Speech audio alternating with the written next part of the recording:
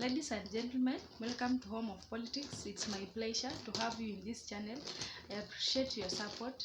Continue subscribing if you are here for the first time. Remember to turn on the notification button so that you receive information in time. Also, like my videos, leave a comment in the comment section, share it widely with your friends so that it can be shared to as many people as possible.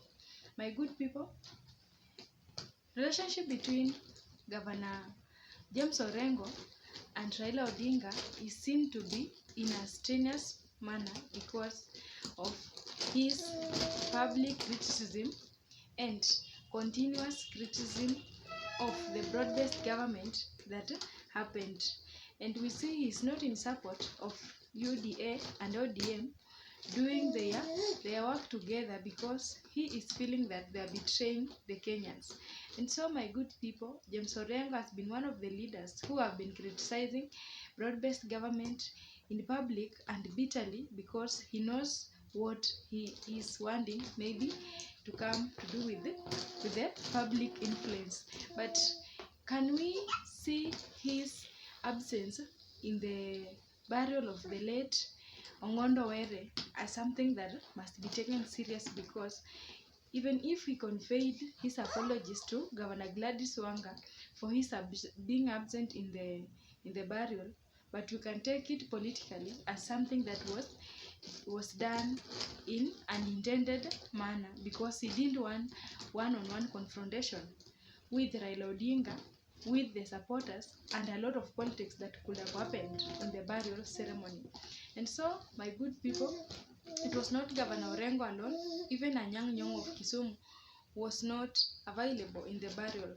But because Orengo is having criticism towards this issue of broad-based government, then we shall focus with him politically in analyzing this content.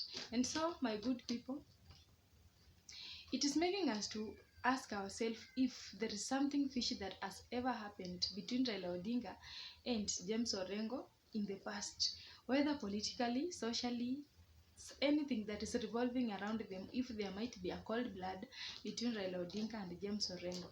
And so, because he is maintaining his public criticism against the broad-based government, then we can ask ourselves if there is something wrong that has ever happened between these two leaders of ODM. And so, of late, we have been seeing so many leaders from ODM throwing stones at Governor Orengo. One of these leaders is Raila Odinga's elder brother called Oburu Odinga, whom he publicly told James Orengo that if he is not comfortable to be in ODM, then he should exit because you cannot criticize where you are. It means you hate ODM and you still eat in ODM. And so he was advising James Orengo to quit ODM and join any other party because he is not ready to witness broad-based government. I don't know if this Oburu Odinga did that deliberately because he was speaking on behalf of Raila Odinga, or there is something which is not being explained between these Odingas and James Orengo. And so he was told, if you cannot stop criticizing the broad-based government, then you should quit ODM. Another thing, we should see that different opinions that have been given by some of the ODM supporters, we are realizing that some of them are telling Orengo that if he cannot stop criticizing Raila Odinga and his broad-based government, then they are going to table an impeachment motion against this governor. Yet we know there is freedom of expression in Kenya, and even ODM is one of the parties that is fighting for the voice of the voiceless in the ground. And so you wonder, why should Orengo be threatened? And so, ladies and gentlemen, if we can draw our attention back in history, then we can see there is something that has ever happened between Raila Odinga and James Orengo very early in politics that cannot be forgotten. And so we see Raila Odinga and James Orengo crossed their paths during the time when Jaramogi Oginga Odinga, Raila Odinga's father, died, whom he was a leader of the party called Ford Kenya. By then, Raila Odinga was young, but he wanted to inherit the position of his father, Jaramogi Oginga. And For James Orengo, he did not see it as a good thing or a clear picture whereby leadership of a party is coming from father to son, going like that, yet there are other people who can lead the party and these people are matured. And so James Orengo was against this issue of inheriting the leadership of Ford Kenya. This made Raila Odinga to feel very embarrassed.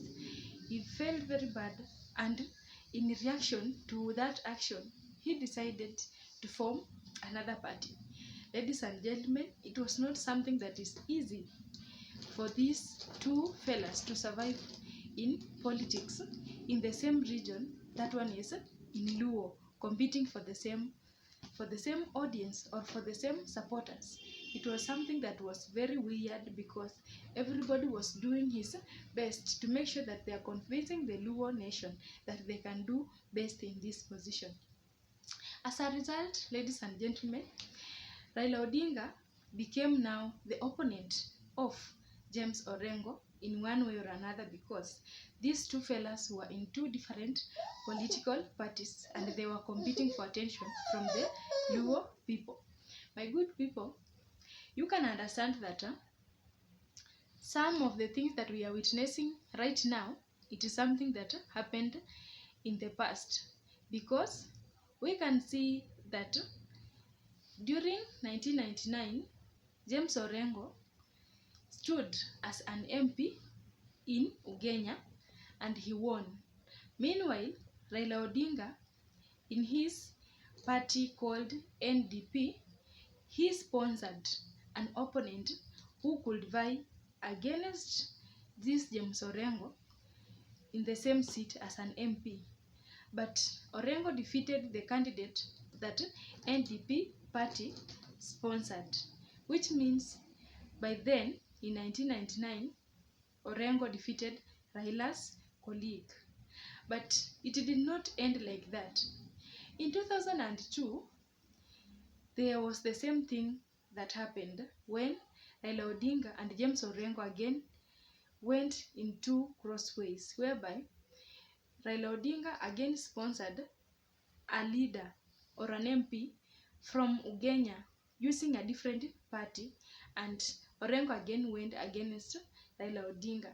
As a result, James Orengo lost the seat to the opponent from the party that Raila Odinga had sponsored. And that is where James Orengo remained in the political cold without winning any seat, without having any influence on the politics in the Nyanza region, and he remained irrelevant for the 5 years. That one is since 2002 until 2007. Now, in 2002, James Orengo ran as a presidential candidate under a party called Social Democratic Party, and James Orengo became almost the last candidate in presidential election. He came, I think, the 4th candidate. He didn't even garner a lot of votes, while the candidate that Raila Odinga championed for in Kanu was Mwai Kibaki, and Mwai Kibaki secured the presidential seat. As a result, these all years since 1999 up to 2007, James Orengo and Raila Odinga have been on cross paths in politics. And so, because James Orengo lost the presidential seat, then he learned his lesson a hard way, and he began to bring his trust close to Raila Odinga again. And as a result, after 2007, James Orengo joined Raila Odinga. By then, Raila Odinga had formed the party called ODM. And when he joined ODM, he became one of the most trusted allies in ODM. People who could speak a word and Raila could not skip that word is James Orengo. That is why he is surviving in ODM until today. And so it is giving us a lot of curiosity. If the same thing had happened when he went against Raila Odinga, he lost everything in politics, and later they came to work together up to now. Right now we are witnessing a lot of criticism. He is even not free to do his politics outside his own county. We are seeing even people are threatening him that they will table an impeachment motion. We see Raila Odinga's elder brother. He's even rebuking him in public that he should quit ODM if we don't want to stop criticism against Raila Odinga and broad-based government. What does this imply? This shows that if James Orengo can continue with the same spirit of throwing stones towards this broad-based government, then there is a possibility that even if he is being loved by the people, he can be denied a ticket under ODM to vie in 2027. This is because if he could fail in politics long years ago without Raila Odinga, then it means that Raila Odinga is very significant in the political career of James Orengo. I don't know if you agree with this analysis, but history is gold. You cannot forget what happened in the past because it shapes our future. If you have an alternative opinion that is against this, or if you have something new, you can share in the comment section. And thank you for watching this video. Have a good day.